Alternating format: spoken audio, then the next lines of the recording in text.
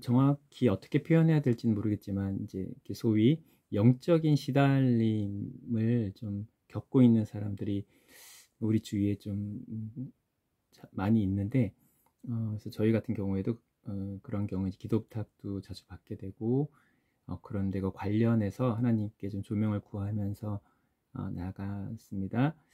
사실 제가 생각하기에 영적인 공격은 우리가 좀 자초하는 면이 크다고 생각을 합니다. 왜냐하면은 성경 말씀에 근거해서, 그리고 정말 하나님 어떤 분이신지 우리가 봤을 때 예수님을 통해서 행하신 일이 이미 성취하신 것이 그 우리의 어떤 뭐 죄의 연약함의 결과로 우리가 겪을 수밖에 없는 모든 부분들에 대해서 예수님은 우리를 위한 그 속죄, 완전한 하나님 보시기에 합당한 그 어떤 희생 제사, 그 십자가 사건과 부활을 통해서 또한 그 성령님을 우리 안에 보내셔서 우리를 새로운 피조물로 삼으시고 자녀로 삼으심으로 말미암아 하나님 행하심을 통해서 우리는 자유케 된 것이 분명한데, 성서는 그것을 선포하고 있고 예수님도 그것을 굉장히 강조하신 걸로 사도들도 그렇고 우리가 아는데, 그럼에도 불구하고 우리가 소위 영적인 시달림을 좀 지속적으로 겪는 경우에 사실 우리가 소위 회개라고 큰 어떤 개념으로는, 넓은 개념으로는 회개라고 말할 수 있는 것에 포함이 되는 것 같은데, 우리의 어떤 연약함과 악함을 솔직히 인정하고 하나님 앞에 그것을 고백하고 내리지 못하고 여전히 어떤 자기 사랑과 관련된 어떤 부분 때문에 이제 아쉬움, 원망, 미움, 이런 것, 욕심 이런 것을 우리가 좀 내려놓지 못함으로 우리가 허용하니까 어떤 시달림이 있을 수 있는 거다라고 좀 생각을 하게 되는 것 같습니다. 물론 이제 그렇다고 이제 자유함을 경험할 수 있는 것에 대한 완전한 원리 같은 걸 말할 수는 없는 것 같습니다. 왜냐하면 욥의 경우처럼 친구들이 뭐다 너가 이래서 하나님의 복을 받지 못하고 계속 누리지 못하고 어떤 이런 불행을 겪고 있다, 고난을 겪는 거다, 그거는 너의 책임이다, 너 죄 때문이다, 여러 가지 말을 하지만 하나님이 이제 그렇지 않음을 좀 변호하기도 하셨잖아요. 그래서 우리가 이렇게 뭐 단순하게 쉽게 너 왜 그걸 내리지 못하고 하나님 은혜를 경험하지 못해? 그러면서 계속 어떤 영적인 시달림을 겪으라고 말할 수 없지만, 정죄하고 판단할 수 없지만, 어쨌든 좀 이렇게 좀 단순하게 봤을 때 우리는 주님이 이미 해결을 하셨고 우리가 언제든 진짜 인정하고 마음을 들이면 즉시로 주님의 그 자유케 하셨음을 경험할 수 있다라고 우리는 좀 생각할 수 있죠. 그것 관련해서 이 생각에 대해서 주님이 하실 말씀이 있습니까? 라고 물었을 때 주님이 이렇게 말씀하신 것 같았습니다.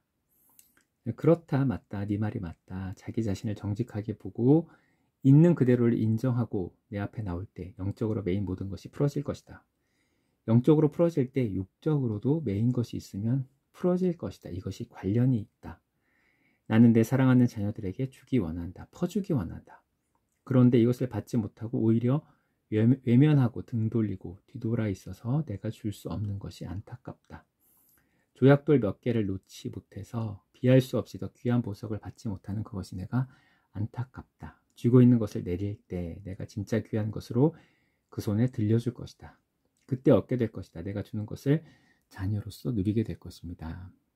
누리게 될 것이다. 이제 이렇게 말씀하셨는데, 그러면 우리가 놓지 못하는 것이 어떤 것이 있을까? 이제 좀 물론 어떤 사람을 중보하다가 좀 비추신 부분인데, 이제 이 경우에는 자신의 경험과 지식, 내가 알고 있는 것에 대한 어떤 좀 집착, 이제 그런 것이 있고, 남보다 뒤처지지 않으려는, 남보다 앞서가기 원하는 조급한 마음, 이런 것이 생각이 났는데, 그러니까 이제 앞서려는 마음, 돋보이고 싶은 마음, 이제 그런 것을 좀 이 경우는 비추셨습니다. 그래서 이제 이어서, 그러면 어떤 마음으로 하나님 앞에 서야 합니까? 그래야 하나님이 이미 해결하신 것을 누리고 하나님이 예비하신 평강과 기쁨과 영과 육의 온전함을 경험할 수 있습니까?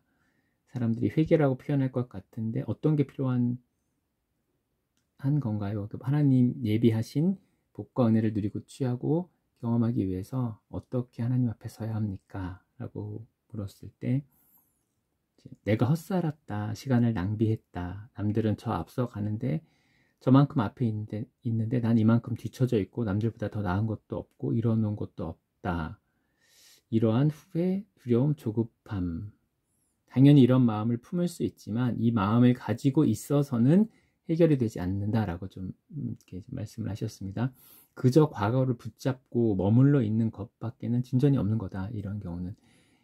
그래서 이제 주님이 말씀하신 거는 이 마음을 내립니다. 하나님 안에서 나는 후회가 없습니다. 나의 실수도 연약함도 나의 선택이었고 내가 걸어온 길입니다. 부끄럽고 숨기고 싶을 정도로 후회되지만 지금 내가 서 있는 곳은 이제 그곳이 아닙니다. 지금 현재를 살기 원합니다. 지금 현재 이 시간 하나님께서 주시는 생각과 마음으로 새로운 걸음을 뗍니다. 이전의 내가 아닙니다. 라는 고백이 필요함을 비추셨습니다. 이전 것은 지나갔으니 보라 내가 새 것이 되었도다. 이런 고백이 굉장히 힘이 있음을 좀 비추시는 것입니다. 내가 하나님의 딸입니다. 나의 실수조차 하나님 안에서 협력하여 선을 이루시는 하나님의 귀한 뜻임을 인정합니다. 받아들입니다. 그리고 지금 내가 해야 할 일들을 감당합니다. 늦은 것은 없습니다. 나의 길을 갈 뿐입니다. 내가 가야 할 걸음을 하나님께서 인도하시고 나는 그 길을 갈 뿐입니다. 조급해하지 않습니다. 속도도 내 마음의 조급함을 따라 움직이지 않겠습니다. 하나님의 인도하심만 구합니다. 조급함을 내립니다. 이것이 좀 해결책임을 말씀하셨는데 사실 좀 저에게는 낯설기는 합니다. 그러니까 어떻게 보면 과거 시점으로 돌아가서 뭘 풀어야 되고 어떤 부분을 회개를 했네 안 했네 지나간 것들에 대해서 분명히 정리를 잘해야 한다고 생각하기 쉬운데 그렇게 할 수도 있지만 중요한 것은 과거에 어떤 것을 정리를 해야 되냐 어떤 부분을 회개를 해야 되냐가 아니라 그것이 성령의 인도하심이 있으면 하나님의 인도하심을 따라 그 부분을 좀 다룰 필요도 있지만 대부분의 경우에는 그냥 지금 현재 내가 어떤 마음으로 하나님 앞에 서는가 이 시점이 가장 중요하고 그것이 거의 이제 모든 것의 해결책인 것을 좀 비추셨습니다. 물론 이것도 정답이 아니라 중요한 것은 살아계신 하나님과의 나와의 인격적인 사귐 가운데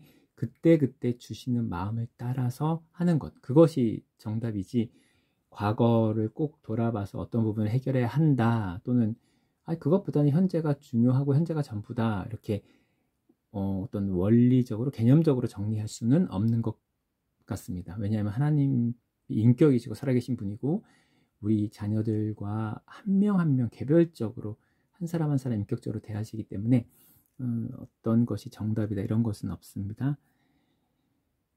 어쨌든 이제 기도 부탁을 받아서 중보를 하고 있는 이 경우에 이제 좀 이런 마음이 좀 마음속에 있는 것을 비추셨는데 많은 사람이 나를 주목해주고 귀하게 여기며 사랑해주기를 원하는 마음, 사랑받기 원하는 마음 이 마음은 누구에게나 있습니다.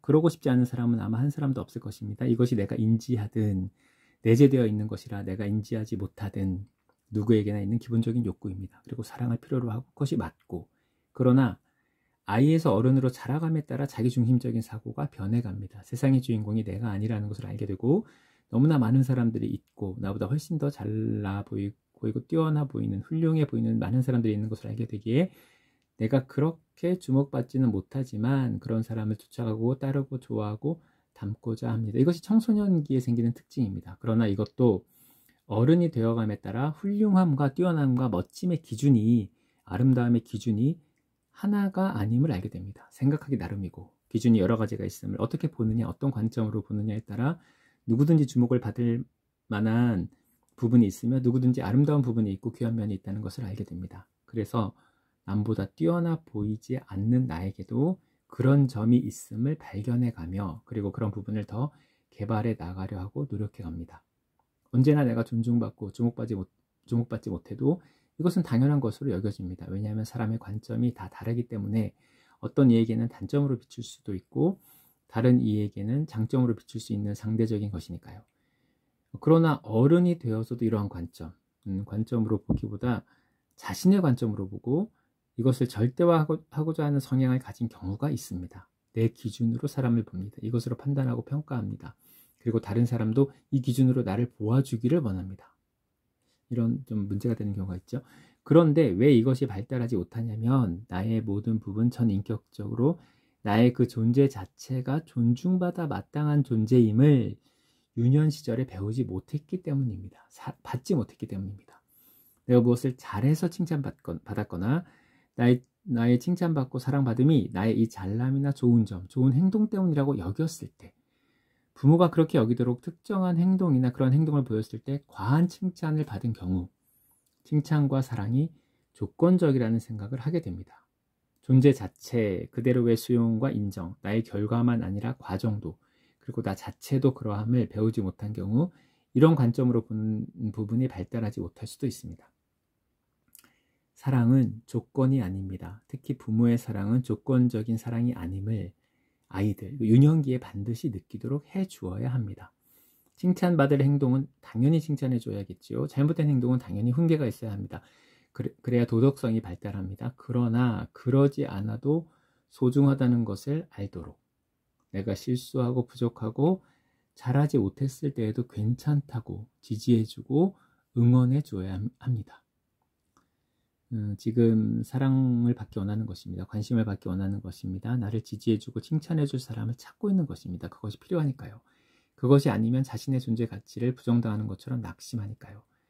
그러나 잘하는 것을 잘한다. 충분하게 어른이라도 지지해주고 칭찬해주고 공감해줘야 합니다. 그렇지만 무엇을 잘하지 않아도, 뛰어난 위치에 있지 않아도, 실수하고 연약해도 나라는 존재가 얼마나 귀하고 아름다운지, 빛나는 존재인지를 알도록 해주는 것이 필요합니다. 이제 우리 주위에 이런 어떤 영적인 시달림이 계속 있을 경우에 결국은 하나님의 사랑, 그러니까 뭔가 결핍이 있기 때문인데 그것은 대부분 이제 하나님의 사랑을 우리가 받았음을 하나님이 우리를 얼마나 사랑하시는지를 좀 이렇게 경험하지 못했기 때문에 이 세상에서 어떤 조건적인 사랑에 익숙해 있고 그것이 어떤 잘못된 세계관, 가치관에 좀 근거해 있기 때문에 이제 그런 결여가 있을 때 이제 계속적으로 하나님의 자녀, 이제 소위 그리스도인이 되었음에도 불구하고 자유케 하신 그 예수님의 그 사역의 그 혜택을 누리지 못하는 경우가 있는데 그러나 우리가 분명히 이 시간 기억해야 할 것은 하나님이 우리를 얼마나 사랑하시는지, 우리가 충분히 하나님께 귀하고 가치 있는 너무나 소중한 존재임을 알 때, 그리고 그것을 이렇게 고백하면서 하나님께 나아감으로써 뭔가 이렇게 하나님의 만지심, 하나님이 그렇게 우리를 대하신다는 것을 우리가 좀 느끼게 될 때 그런 부분이 해결될 것입니다. 영적인 시달림은 우리가 좀 자처하는 부분이 있는데 그러나 그것은 하나님의 그 오해, 하나님의 그 우리를 향한 사랑에 대한 오해에서 비롯되는 경우가 많습니다. 하나님은 우리를 있는 모습 이대로 너무나 귀하게 보시고 사랑하고 계신다는 것을 잊지 말아야 할 것입니다.